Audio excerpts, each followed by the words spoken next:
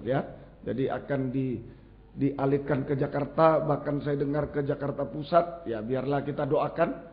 Saya tidak tahu gedungnya yang mana yang akan dipakai dan lain sebagainya. Kita doakan supaya firman ini semakin luas di Jawa Barat, di Jakarta, ya, semakin luas untuk diberitakan. Hanya doa-doa Bapak Ibu Saudara sekalian yang akan dijawab oleh Tuhan dan akan Tuhan bukakan jalan semuanya untuk terlaksananya kebaktian ini. Ya, saya kaget juga mendadak panitia berbisik, saya mau sampaikan firman hari terakhir mungkin, doakan bulan 11 ini mepet ya, waktunya sudah ini bulan 7, bulan 8 ini ya, selalu singkat ya waktunya ini. Dan pengalaman di Jakarta belum kita, tapi kita doakan. Dan saya juga ingat doa dari Ompong ya, keluhan dari Ompong untuk Jakarta ini ya, semoga ya, saya di depan beliau waktu beliau itu menelpon dulu, apa itu namanya, apa itu kalau di Jakarta itu Bimas di Jakarta Jenderal Dirjen ya, Direktur Jenderal itu ya, Jakarta kami masih ada di sana Pak, kami masih ada, tolong masih dicatat ya, di Jakarta Pusat terutama ya, di Jakarta Pusat dulu ada tapi sudah pindah organisasi lain, tapi Ompong sangat merindukan, kami masih ada di sana GPT Pak, jadi tolong masih diberi tempat satu GPT di sana. Nah ini doa beliau, kita doakan supaya Tuhan yang akan mengabulkan semuanya. Baik, Tuhan memberkati. Mari kita berdukung dalam doa ya. Baik, Matius 25 masih kita baca ayat 8 sampai ayat 13. Ini tentang gadis bijaksana dan gadis bodoh ya. Matius 25 ayat 8 sampai ayat 13. Mari. Gadis-gadis yang bodoh berkata kepada gadis-gadis yang bijaksana, ya, berikanlah kami sedikit dari minyakmu itu, sebab pelita kami hampir padam. Tetapi jawab gadis-gadis yang bijaksana itu, tidak, nanti tidak cukup untuk kami dan untuk kamu. Lebih baik kamu pergi kepada penjual minyak dan beli di situ. Ya, sudah kita mendengar semuanya. Terus ayat 10. Akan tetapi waktu mereka sedang pergi untuk membelinya, datanglah mempelai itu, dan mereka yang telah siap sedia. Ini gadis yang bijaksana. Terus masuk bersama-sama dengan dia ke ruang perjamuan kawin. Ya, perjamuan lalu pintu kawin ditutup. Anak domba Allah, lalu pintu ditutup. Ya, terus kemudian datang juga gadis-gadis yang lain itu dan berkata, Tuhan, Tuhan, bukakanlah kami pintu. Ya, bukakanlah kami pintu. Gadis bodoh datang juga, bukakan kami pintu. Tetapi ia menjawab, ya, aku berkata kepadamu. Nah, ini garis bawah. Sesungguhnya aku tidak mengenal kamu. Pintu tetap ditutup. Ya, pintu tetap ditutup. Terus karena itu berjaga-jagalah. Berjaga-jagalah. Sebab kamu tidak tahu akan hari maupun akan saatnya. Ya, ini ya. Jadi pada saat kedatangan Yesus kedua kali dalam kemuliaan sebagai Raja segala raja, mempelai pria surga nanti di awan-awan yang permai itu, akan terjadi pemisahan antara gadis bijaksana dan gadis bodoh, gereja yang bijaksana dan gereja yang bodoh. Terjadi pemisahan pada saat kedatangan Yesus yang kedua kali. Gadis bodoh adalah gereja Tuhan yang lengah, tidak berjaga-jaga, mau enak, ya sudah pegang pelita, ada minyaknya, buat apa lagi pegang buli-buli lagi? Kok sulit-sulit saya mau ibadah ini, kok sulit-sulit saya mau melayani Tuhan, mau enak-enak saja. Satu lengah, tidak berjaga-jaga, saja, sehingga tidak dikenal oleh Tuhan, tidak mengenal dan tidak dikenal oleh Tuhan. Aku tidak mengenal kamu. Ini tidak berjaga-jaga sehingga tidak mengenal dan tidak dikenal oleh Tuhan. Tidak mengenal dan tidak dikenal oleh Tuhan.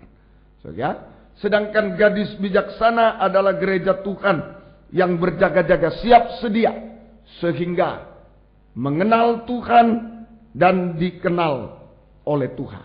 Ini yang penting, ayat 12 kita sekarang, pelajaran kita sampai ayat 12 dan 13 ini. Ini yang harus kita jaga, supaya kita bisa mengenal Tuhan dan dikenal oleh Tuhan. Jangan sekarang, oh kami begini, aku tidak kenal kamu. Kita bisa mengenal Tuhan dan dikenal Tuhan. Ini yang harus dijaga. Ini yang harus dijaga. Semoga kita mengerti. Bagaimana kita bisa mengenal dan dikenal oleh Tuhan? 1 Yohanes 2 ayat yang ketiga. Bagaimana kita bisa mengenal dan dikenal oleh Tuhan. 1 Yohanes 2 ayat 3. Dan inilah tandanya. Inilah tandanya bahwa kita mengenal Allah. Mengenal Tuhan betul-betul. Ya, terus Yaitu dan dikenal oleh Tuhan. Yaitu jikalau kita menuruti perintah-perintahnya. Menuruti perintah-perintahnya. Inilah bagaimana kita mengenal dan dikenal Tuhan. Jawabannya yaitu kalau kita menuruti. Kita mengenal dan dikenal Tuhan jika kita menuruti perintah Tuhan. Sama dengan taat dengar-dengaran pada firman pengajaran yang benar, perintah Tuhan, firman pengajaran yang benar. Ini ukurannya, ya. Bagaimana kita bisa mengenal dan dikenal oleh Tuhan. Ukurannya bukan melayani dulu, bukan itu dulu, bukan. Ukurannya adalah mentaati firman. Ya, ukurannya yaitu menuruti perintah Tuhan sama dengan taat dengar-dengaran pada firman pengajaran yang benar. Makanya dalam ibadah harus mengutamakan firman. Ini ukurannya. Kita mengenal Tuhan, dikenal oleh Tuhan. Ukurannya ini firman. Taat dengar-dengaran pada firman. Matius 7, kita baca ulang supaya lebih jelas. Matius pasal yang ke-7, Injil Matius pasal yang ke-7, ayat yang ke-21 sampai 23. Mari baca ulang supaya jelas, betul-betul jelas. Jangan terkecoh nanti. Terus terang sekarang ini. Mari. Bukan setiap orang yang berseru kepadaku Tuhan, bukan orang Tuhan. yang berseru Tuhan, Tuhan, menyeru nama Tuhan, menyanyi dan lain-lain. Bukan itu. Terus akan masuk ke dalam kerajaan surga. surga. Sekalipun boleh, tapi bukan itu ukurannya yang akan masuk kerajaan surga. Tadi pintu dibuka atau pintu ditutup. Tadi itu. Teruskan. Melainkan dia yang melakukan kehendak Bapa-Ku yang di surga. Itu garis bawahi. Betul-betul melakukan kehendak Allah. Firman pengajaran yang benar. Ya, terus. Pada hari terakhir. Ya, pada hari terakhir. Orang akan berseru kedatangan kepadaku. Tuhan kedua kali. Banyak orang berseru kepadaku. Tuhan, Tuhan. Wah. Bukankah kami bernubuat demi namamu? Menyampaikan firman. Terus. Dan mengusir setan demi namamu. Mengusir setan. Luar biasa. Terus. Dan mengadakan banyak mujizat demi namamu juga. Wah, ini pelayanan yang luar biasa. Terus. Pada waktu itulah aku akan berterus terang kepada mereka dan pada berkata. Waktu itu Tuhan berterus. Tapi pagi ini, sekarang lebih baik Tuhan berterus terang kepada kita. Lewat firman pengajaran. Terus. Aku tidak pernah mengenal kamu. Aku tidak mengenal kamu.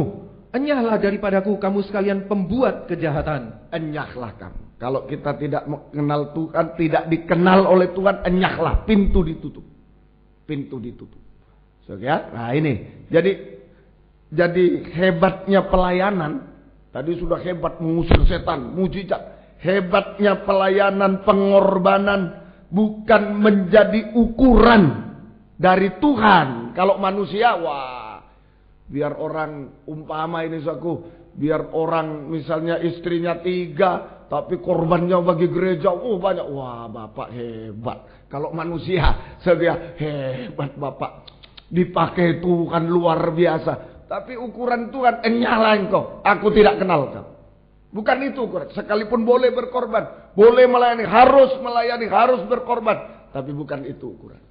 Hebatnya pelayanan atau pengorbanan kita. Bukan menjadi ukuran bagi Tuhan. Untuk kita bisa masuk pintu kerajaan surga. Tetapi ukuran dari Tuhan. Yaitu taat dengar-dengaran. Itu saja. Ini yang menjadi ukuran adalah taat dengar-dengaran pada firman pengajaran yang benar. Itu saja, itu ukuran untuk masuk pintu kerajaan surga. Yaitu taat dengar-dengaran pada firman pengajaran. Segala sesuatu dalam hidup kita harus sesuai, itu taat. Sesuai, taat dengar atau sesuai dengan firman pengajaran yang benar. Sebab itu kita harus mengutamakan firman pengajaran yang benar. Ini komando. Firman pengajaran yang benar ini Yesus sebagai kepala komando. Kalau komandonya salah, tentu pelayanan kita salah. Hati-hati terhadap firman ini. Harus firman pengajaran yang benar, yang safe, betul-betul. Komando. Atau sebaliknya, firmannya benar, tapi tidak taat. Firmannya bilang, ayo ambilkan ini, ambilkan air. Tidak taat, ngambil pulpen. Tidak bisa melayani. Tidak cocok. Ayo, segala sesuatu dalam aspek kehidupan kita harus taat dengar, harus sesuai dengan firman pengajaran dia. Itu pintu ukuran dari Tuhan untuk membuka pintu kerajaan surga. Secara pribadi harus sesuai firman. Pelayanan kita di gereja ibadah harus sesuai, taat dengar. Pekerjaan kita di dunia, studi kita, semua harus sesuai firman. Nikah kita harus sesuai firman. Itu pembukaan pintu surga. Itu ukuran dari Tuhan. Permisi bicara. Saja, permisi bicara. Melayani Tuhan dengan hebat. Menurut ukuran manusia ini. Melayani Tuhan dengan hebat. Tapi tidak dengar-dengaran pada firman pengajaran benar. Tidak sesuai dengan firman pengajaran. Sama dengan pembuat kejahatan. Pembuat kejahatan, bayangkan loh. Banyak kali kita salah. Ini om, anak saya berdosa, biarlah om main gitar biar bertobat. Salah. Salah. Bertobat dulu baru main gitar. Salah besar. Saya mau katakan lagi. Melayani Tuhan dengan hebat. Berkorban untuk Tuhan dengan hebat. Tapi tidak dengar-dengaran pada firman pengajaran. Atau tidak sesuai dengan firman pengajaran. Sama dengan pembuat kejahatan. Tidak mengenal, tidak dikenal Tuhan. Dan akan diusir dari pintu kerajaan surga. Sungguh-sungguh. Ayo, bukan berarti kalau gitu ndak usah ibadah, ndak usah. Itu sudah di luar pintu. Di luar pintu. Sebab ibadah, pelayanan, pintu gerbang. Surga adalah bait Allah. Ibadah pelayanan.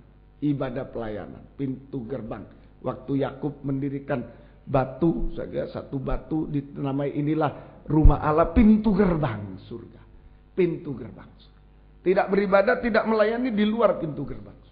Tapi melayani tidak sesuai firman juga di luar, sama di luar pintu gerbang surga. Ayo, ukuran yang jelas. Taat dengar-dengar sesuai dengan firman pengajaran yang benar. Semoga kita bisa mengerti. Jadi gadis bodoh, sebab itu hari-hari ini kita harus mengutamakan firman pengajaran yang benar di atas segala-galanya. Utamakan firman pengajaran benar. Mau ibadah cari firman dulu. Utamakan firman pengajaran yang benar di atas segala. Mau kerja utamakan firman, jangan gajinya dulu. Berapa gajinya? Oh ya, apa tugasnya? Oh korupsi. Lah jangan, tidak sesuai firman. Wah gajinya besar sekian juta, apa? Jual narkoba. Wah tidak sesuai. Jangan. Utamakan dulu firman. Mau kerja sesuaikan firman dulu. Pekerjaan ini sesuai tidak dengan firman pengajarannya. Mau kuliah, mau sekolah, sesuaikan dulu dengan firman pengajaran yang benar. Mau apa? Mau menikah, sesuaikan dulu firman pengajaran benar. Ini sudah sesuai dengan. Kalau tidak, pembuat kejahatan. Pembuat kejahatan. Sungguh-sungguh hari-hari ini. Utamakan firman pengajaran. Saya penanggung jawab di tempat ini yang ditunjuk Tuhan sebagai gembala. Nomor 1. Harus utamakan firman pengajaran yang benar.